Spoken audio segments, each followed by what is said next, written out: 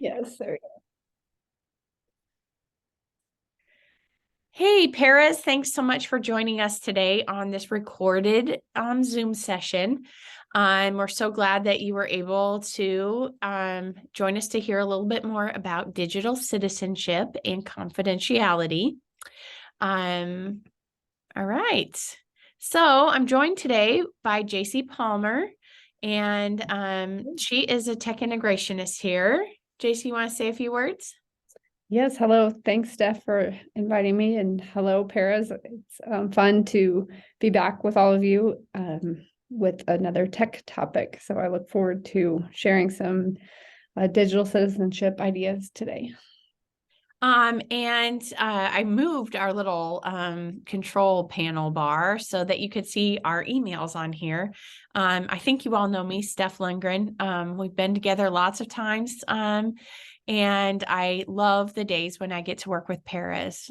And I think, I'm going to hit the next slide and JC's going to start talking about digital citizenship, but I think that's just a name in itself that sometimes leads to some confusion. So what does that mean?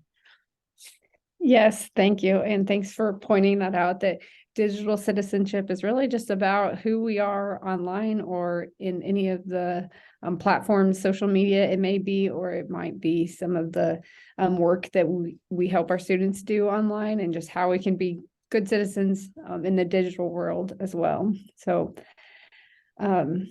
digital footprint is another way to think of it. And that, just like when we step outside in this cold weather and we're walking through the snow and we're going to inevitably leave a footprint as we go through the snow, it's kind of like what we're doing online, it's all leaving a footprint. So it's all that information that's online, whether we intend to leave a footprint or not.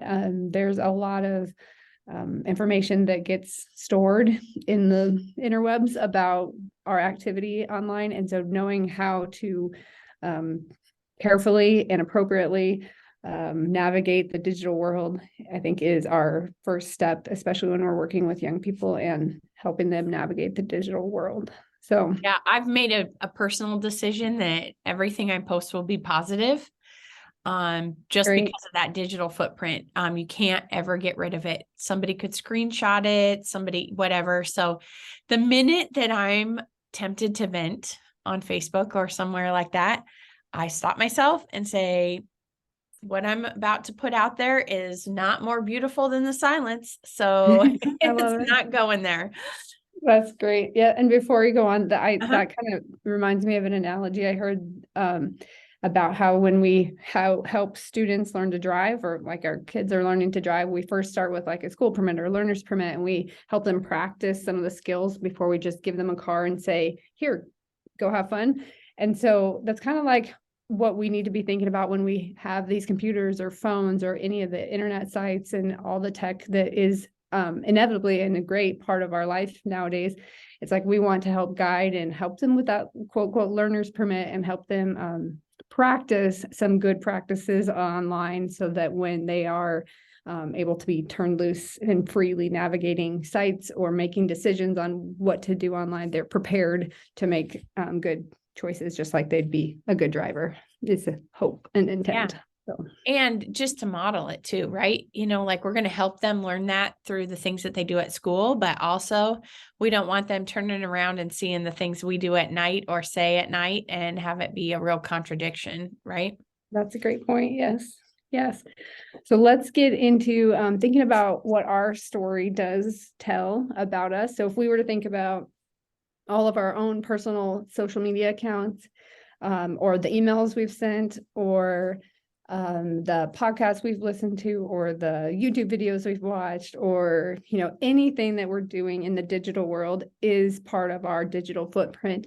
And we'll talk about today some do's and don'ts when it comes to using all of these different online opportunities. But as we get into it, just take a minute to consider what our own individual story might look like if somebody revealed all that, and what we might want it to look like, or how we could take action to make it the best possible. So, okay, so our first tip. So do remember that employers search for you. So whether we are just newly hired or whether we've been in the role for a long time, it's common practice for those employers to go to Google and search their employees, whether in a job application situation or just from time to time to keep tabs on behaviors and whatnot. So it's just maybe a good reminder that we wouldn't want to share anything that we wouldn't want to land in the hands of an employer, for instance. And I think, go ahead. Well, I just think in the education world, it's even a step different. We are held to a different standard of than the standard employee because we work with kids and because families see that. And so it's even more sensitive for I'm just thinking about pictures in different situations, the items in our pictures, whether it be alcohol or something like that, that we have to be really careful about what we post. That's a good point. Not just employers, but parents or community members are searching us as educational employees. So sure. Yeah. Thanks. We do, though, with all the talk of like worries of being online, we do want to, in fact, have an online presence. So we don't want to just go out and delete everything or close all of our accounts, like especially before an interview or when you're preparing to clean things up. In fact, I was on a call with a social media company or like a webinar, and they were describing that they wouldn't hire someone who didn't have any trace of an online presence because it was kind of a red flag, like, what got deleted, or why aren't they online, or, who is this person if they didn't have anything. So it is important or fine, acceptable, great to have some type of digital footprint with a history of things on there. So not to encourage everybody to go close down accounts and whatnot. Well, JC, so my question is then, what do you recommend for people like, can you change your privacy settings so that only your friends see your social media accounts and maybe that and that's actually one of our kids or we're moving in that direction? Yeah, that's a good point. And that's one of our upcoming tips too, is like to take advantage of those privacy settings. And all right. Sorry about that. So we'll come back to that. That's a good thought. Sure. Yes. Okay, so we do want to act online as we would in person. So if we're not going to say mean words and cyberbully or bully somebody in person, we don't, or overshare, say things you wouldn't typically reveal. We don't want to do that online either. So same with visiting places that you wouldn't in person, maybe you wouldn't do that online as well. And just being aware that even though it's behind a screen or behind a phone, it is still very representative of the character potentially of the person. So just keep in mind that we want to help our students and ourselves to remember who we are online should correlate with who we are in real life person too. Yeah. So I'm thinking about some scenarios for paras, like maybe you are friends with high school students that you work with, and you see some of them make rude comments to each other online. Should you fire back at them right there and comment back anything, or would you leave that to a discussion at school? I think I would leave it to a discussion at school, or tell some teachers that I work with or the principal, maybe some things that you're seeing, maybe the guidance counselor. A great point. And even not just the kids online, but maybe parents online. Maybe parents are commenting about school. This has been really hard for me before. I've seen a comment that a parent made about some of my colleagues once. It was so hard for me not to say anything back to defend my colleagues, but I knew that the right thing to do was to leave that alone, not add fuel to the fire, and address it through our school systems. If the administration wanted to have a meeting with that parent to address their concerns, they could, but again. Yeah, the keyboard warriors, it sometimes seems easier to stand up or step in online, but really it can really escalate situations. So really evaluate when it's appropriate. So that's good. And I think you kind of said this before too, but don't say anything that you wouldn't say to their face, right? Yeah.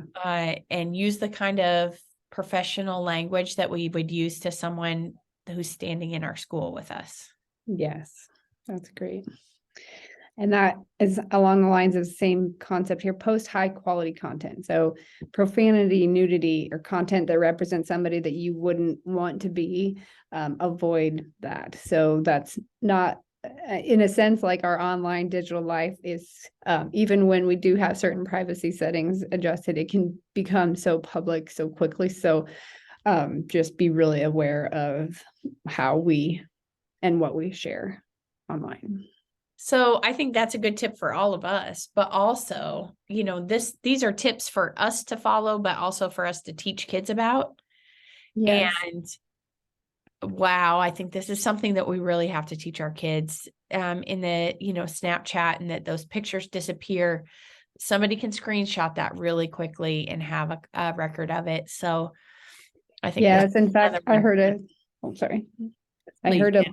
lawyer describe in a phone call regarding like online management, and they said like some kids just quite literally need told, do not take a nude picture and do not share a nude picture. And you'd think it's kind of common sense in some regard to not be acting in that way, but we also need to realize, like, point blankly, we just need to teach some of those concepts. So And don't be afraid to say it to them. yes. Because there are much worse consequences than you saying that to a kid, right? Yeah, I mean, right. the kids Save can't the take that heart. stuff back. So, yep. Yeah. Remember that deleting doesn't mean it's gone. It's kind of been said already, but we can't assume that once it's deleted, it's gone forever. In fact, there are companies out there now that are created to specifically find resources or items that have been deleted. So there's entire like IT softwaring consulting companies that you can hire to do some of this like back end work to find out information that's previously been deleted. So hopefully we're never in situations of that nature, but just know that even delete doesn't mean it's gone, or like other than screenshots, there's taking pictures of something. And yeah, there's just enough situations that we hope that we wouldn't put anything out there that we don't want to ever be seen. Yep. Prevention is the key, right? So, yes. Okay. Do use secure passwords. So this is actually a pretty significant part of keeping our digital footprint secure. So when at the very beginning we talked about, it might be our actions that intentionally create our digital footprint, or it could be the actions of others. And we just want to take all precautions or appropriate steps to keep our digital citizenship life in order. And that starts with secure passwords on all types of accounts. So if it's very simple, if it would be easy to guess because it's got identifiable information in it, like your name or maybe a straightforward birthday or something that, if somebody was trying to hack you, would they guess it because they already know something about you? Maybe try to use a little bit more complex password. And I know that there's a lot of discussion now on two-step verification. So if any of those apps prompt you to set up 2 steps to sign in, I know a lot of banking accounts will require that now. That's actually a great best practice just to keep your information secure so that people can't get into your, whether it is, banking apps or even just your school account or your email or your social media, creating a system that is a very complex password. So that's like some capital letters, some lowercase letters, some numbers, some symbols, really mix it up so that you can keep track. And another tip on using secure passwords, try not to use the same password on everything, maybe a slight variation of it so that if somebody did get into your account, they wouldn't be able to get into every single account. So yeah, there was a funny bulletin board I saw several years ago, was that passwords are like underwear. Don't show them to anybody, and change them often. I love it. I love it. That is a great analogy to. Yeah, it was a cute little bulletin board. Cool. Okay, remember that off-campus speech can have school consequences. So this is for students too. So even if we were sharing something, like, especially obviously if it's illegal, we don't want to be doing or sharing any of that. But if we are saying something, even if we're not on the clock per se, if we're off campus, if it's on the weekend, if it does create a substantial disruption to school, per the lawyer's phone call, it can still have school consequences. So if there's like a member of a team or a teacher on the weekend or whatnot, and they say something and it significantly disrupts the day of school, that can still have punishments. So just because we are away from the building or not on the clock, we have to remember what we're doing online still matters. Yeah, so this is important for adults and the kids, right? I mean, like if the kid's making threats to the school, I think we've seen situations like that where they see a threatening post to the school and that can have some consequences. So Yes. I just think, yeah, modeling this for kids and reiterating it, telling them, don't just think, oh, they'll pick it up on their own. Just like you told them, we have to tell the kids this. Yes. Yeah. Okay, remember the algorithms know you. So the artificial intelligence that's built into like social media, for example, is going to naturally show you more of what you click on and what you watch. So that is, it like remembers and learns. So just like, or unlike a human person to remember everything about you and then show you like the next video that you would like, that would take me a lot of work. But the computer will, like, you watch one YouTube video, it's going to naturally like prompt you to watch another one of similar content because it knows you liked and watched that one. Which is why, like, if one person pulls up their Facebook, they might see a lot of pictures of like cute dogs and cats. And then another person pulls up Facebook and they don't see one single cat or dog on there. It's not because of, it's because the one person loved looking at cat and dog pictures. So it keeps showing them that. And, like my husband's, his is full of tractors and cows. And so that's what his Facebook will feed him. So just remember that those algorithms do matter. And if you start seeing a lot of content that you don't like, or if you've gotten yourself in a situation where it's showing you things that are inappropriate or you wouldn't want to continue to look at or see, quit stopping on them. Even like a 3-second pause when you're scrolling certain social medias is like indication that you show interest. So scroll past it quickly to change that algorithm.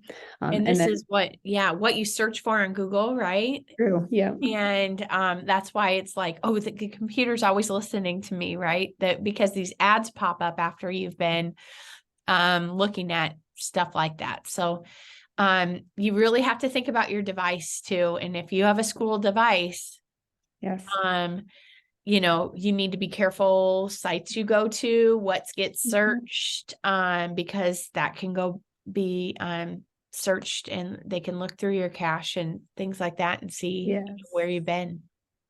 And even being on this, like a school's Wi-Fi network or any Wi-Fi network at a coffee shop, just be careful because those sites that are visited are trackable from the IT world. So, yeah. Okay, so on a positive note, though, remember that some academic sources are valuable, positive footprints too. So we don't want to underestimate the powerfulness of some of those digital learning projects that we are helping our students do, like, for example, in high school.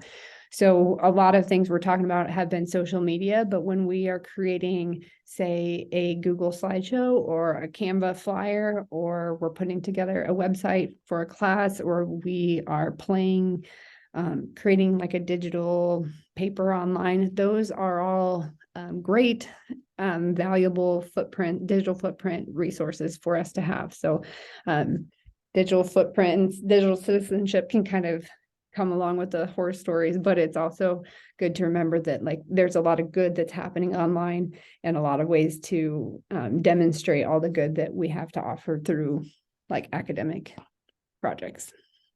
I love that positive thought. Yay. Share appropriately. We've kind of talked about this. It can be files or pictures, or if you have to think to ourselves, I don't know if I'd want others to see this, or I don't want this to get out, maybe don't share it at all in the first place because you just never know. I think about some politics too, and how, some of the posts these days are pretty harsh. Yeah. Boy, that, thinking about, again, your employer seeing that, is that what you want your footprint to be? Or I don't know. So Yeah. that's a Yeah. touchy one. Careful. Do search yourself. So we don't want to just turn a blind eye to what is out there already or what might be out there. So every once in a while, Google search yourself. And another tip is to search your name, first and last name, and then add like the name of the town you live in, or add the place that you've worked, or add like a detail about yourself. And that can bring up different articles or different things when you add a little bit more to the Google search. So every once in a while, I would encourage you to try it and see what is out there that's visible to the public. Do use the privacy settings. So this is what Steph was alluding to earlier. So we don't want to intentionally let others negatively impact our footprint. So just know that like almost every app out there is going to have some sort of privacy setting where, like, for example, Facebook, maybe we make it turned off where others can't post pictures of us onto our Facebook wall. That way, if somebody were to share something that you would deem inappropriate or just we wouldn't want it out there, they're not actually able to directly impact your account. So that's one example, but right. There's other privacy settings too. Well, and I think just the privacy of, I'm not going to friend kids. Yeah, that's a good point. Yes. Yeah. So when I taught in the school setting, I would tell kids I couldn't be their friend until they graduated. And I never friend kids or my old students. Usually I let them friend me if they feel like it's appropriate. And you can be really careful about the parents too. And in our small towns, that's a little bit harder because their parents are your neighbors and things like that. But just one more reason to be really positive online. Yes, thanks for sharing that. That's a good point. This slide is kind of to remind you that you might have more questions as we've talked, or things might be popping up as you're thinking about long-term impacts of some of the situations online, or if you have a student come to you when you talk about this sort of thing and they realize they're in a world of trouble or they've done something XYZ, just know that reach out if you would like help or talking through a situation or need help with settings or something that would help create the best digital footprint possible. So we're here to help you. Yeah, that's our job at the ESU, to serve our schools and the people that work there. Yes. Yeah, so as we're wrapping up this little portion of our call today, I appreciate you thinking through digital citizenship. What is one step that you could take to improve your footprint?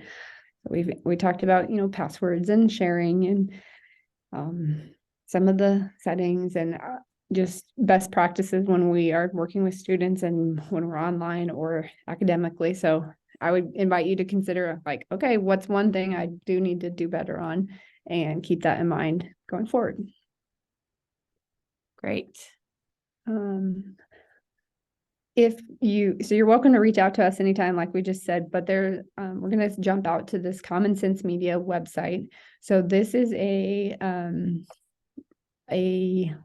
site that has a lot of information on it. But in particular, when you go right to commonsense.org or Common Sense Media, you can Google it. There will be this button down on the left here that says digital citizenship. And I had to click on for educators first to get that up.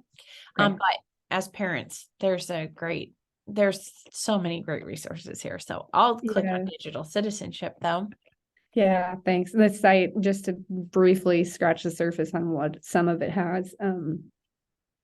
Here we're talking about helping students if this comes up, or if you're talking to a teacher and want to incorporate some more lessons to help them practice, you can go right, like she clicked digital citizenship, and then you might choose which grade level you're working with. And then there are pre-made lessons that can teach a specific topic about digital citizenship, such as like cyberbullying, for example, or more about on 6 through 8. Here's cyberbullying, perfect digital footprint right there. Yeah. And then within those, then there are each of those bolded ones, like it shows like they're 15 minutes, and sometimes there's videos, there's worksheets, there's like a little mini lesson plan, very specific objectives. So this is nice if you also help older students facilitate an activity with younger students. They could use some of this pre-made information here, and it's just kind of might have to be signed in. So that's Yep. okay for now, though. It's a free sign in. Don't hesitate to do that. And Sure. I just say, get online and start searching. There's so much here for you. Cool. Yeah. Thank you. I wanted to just point that site out. I think I showed it back in August when we were all together in Neely, but I bring it to your attention again if this topic is something you'd like to further explore within your schools. So thank you, Steph, though, for the opportunity here to share more about it. And I'm looking forward to hearing a little more on some of your ideas with confidentiality. So. Hey, we always love having JC come on and share some of these ideas. So thanks, JC. And JC's out in schools all the time. Like, I hardly see that woman. So maybe she's in your school and you can catch her when she's there too, to ask a few questions about digital citizenship or other tech tips. So thank you. Yeah, I actually meant to say that. And so I appreciate you. Well, I appreciate the kind words, but I meant to say that when I am out in schools, sometimes it's there to help, teachers, but I'm there for everybody. So paras, if you see me wandering in your building, you're more than welcome to talk about tech stuff. So thanks. that's great. And we just wanted to comment on a little one of our para skills or para topics to always remember, and that's on confidentiality. And so I thought that paired really well with digital citizenship as well. So first of all, there is an actual law in our country called FERPA, or Family Educational Rights Privacy Act, that says that we can't give out information about students, especially, if you're in charge of entering any data on the computer, or maybe making copies or something like that of test scores, or helping a teacher with some report cards or something like that. We would never want to give out the information there. And a lot of you are also special education paras. And if you know some details in a student's IEP or 504 plan, we would not want to share those details because, they're private, they are sensitive. And you can even think about it like this. You wouldn't want to share it with every staff member. It's just information for the staff members who need it. Okay, so if a student has a health concern, like they have a peanut allergy or something like that, and that's important that a lot of people know about if they're going to be supervising the lunchroom or something like that. We need to know about those health concerns. That is one to share a little bit more broadly. But if we know a detail about an accommodation on somebody's IEP, or maybe some past abuse a student has suffered, or a family situation that they're going through, that is something that we would not share out. It's very sensitive, and it only gets shared with the people who need it. All right, so just think about your communication, all the communication that you do throughout the day, the year. We need to watch what we say about school, kids, families, right? Like we said, we live in small towns. The parents at school are oftentimes your neighbors and friends. And they might ask you questions, right? What's been going on? I heard that kid's parents did this, that, and the other thing. Or, oh, I heard that kid's just a terror in your classroom. That is not something to ever comment on. What happens in school, or how about this? A parent whose child had a disciplinary action asks you, well, what did the other kid get? What happened with the other kid? Again, that's something to just say, hey, I just can't comment about school stuff. My job depends on me being, not commenting. So please call the teacher. Please call the principal.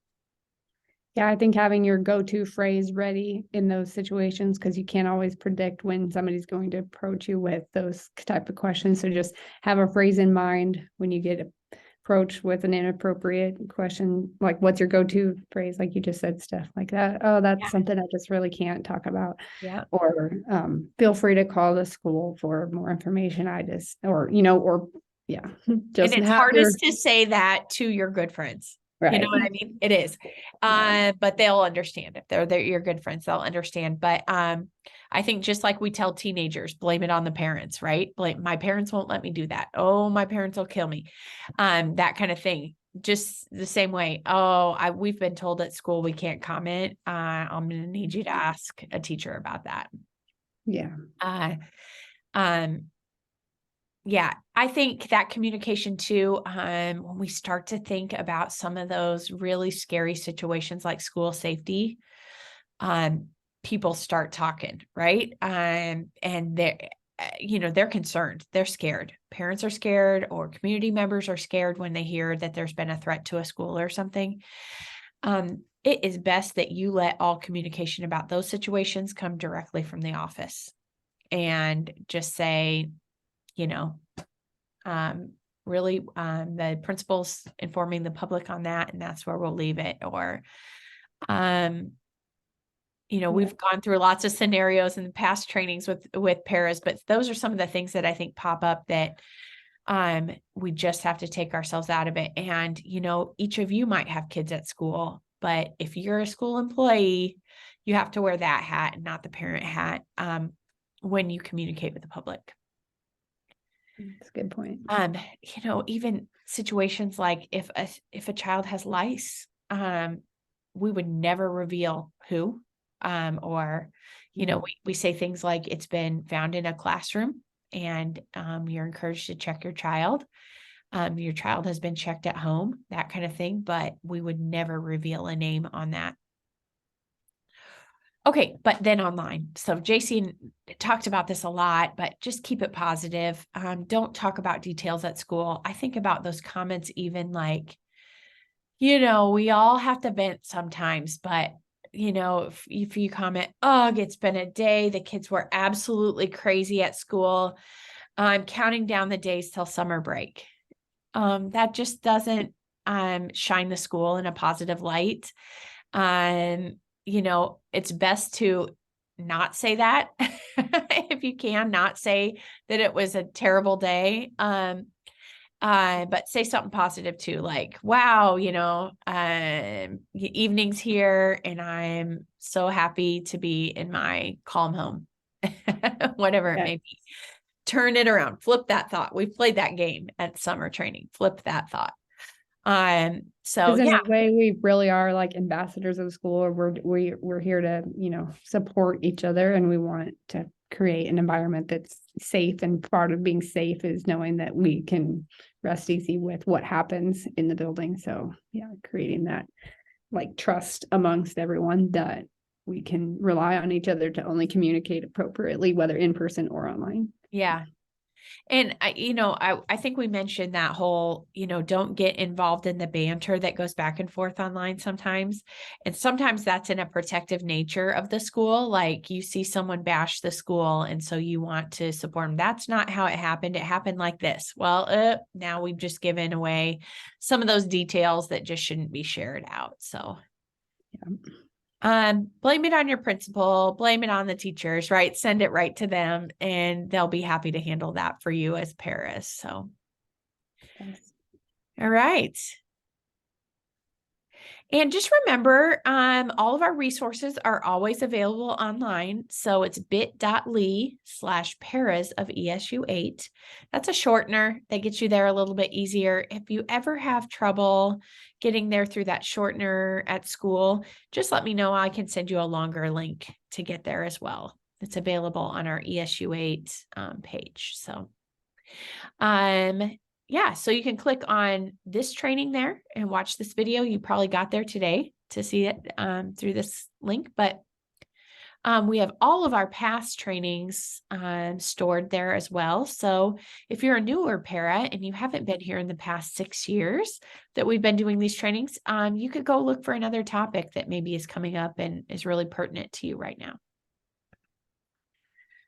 And peace out, guys. We'll see you in April. April 4th, we'll talk about ELL supports with Claire Caton here on our staff. She works a lot with that. So I think there'll be valuable tips for you there as we work with a diverse population in our area. So Steph, it's such a gift to have you compile all these resources over time onto that site. You've done such a nice job putting together quality opportunities for paras and everyone to take advantage of. So thank you for all of your work. Well, thanks, JC.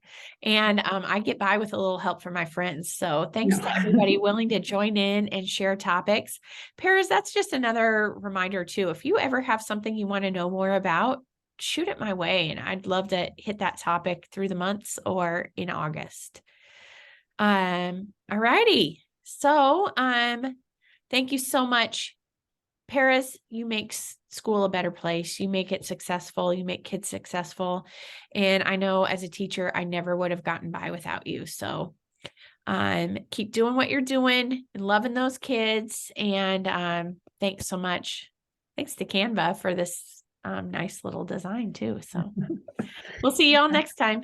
Thank you. See ya.